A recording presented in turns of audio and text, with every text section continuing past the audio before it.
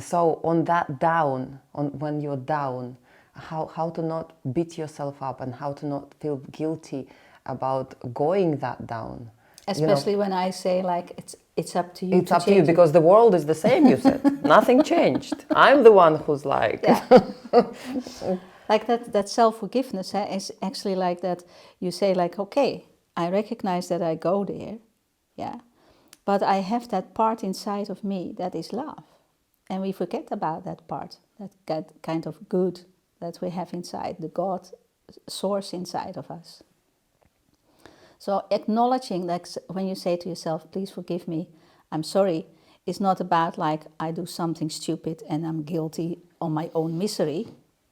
Yeah, but it's completely the other side. It's like identifying with that part in you that has the power, that has that kind of love for self, that sees clearly that in a human life we struggle with these kind of things, and especially with the feelings of guilt, because in the perception of the human being, yeah, we when I say like it's up to you, the world is not changing, but you are like guilty on that, or like they feel that I say that. It's not true. It's only to energize you that you feel that there is also another side to you. Yeah, there is this kind of love inside of you to yourself, but you have to allow it to love yourself, and that's the most difficult part. I agree. What's unclear? I understand the concept. But how do I get out of it? Not even to get out of it, but as you say, kind of like maybe humble down or make peace with this like deep hole to kind of maybe calm with it somehow. So without like, you know, beating like yourself so much, but maybe calming with that hurt, with that dark, I don't know. It's like what we do for centuries already when we go to church and we pray to God to forgive us, and we find a place that there is then that kind of forgiveness.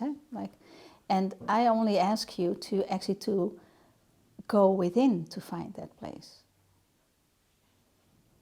Yeah, so it's like the forgiveness lies inside of you. So when you're so desperate and you're so lonely, that you turn within and that you listen to your heart, and that you actually, when you really listen, that there is always an answer. Mm-hmm. There is always that higher self that will take over at that time. It's so like we have learned to find that with like a priest, or we find with a minister, or like that someone else can forgive you. Mm-hmm.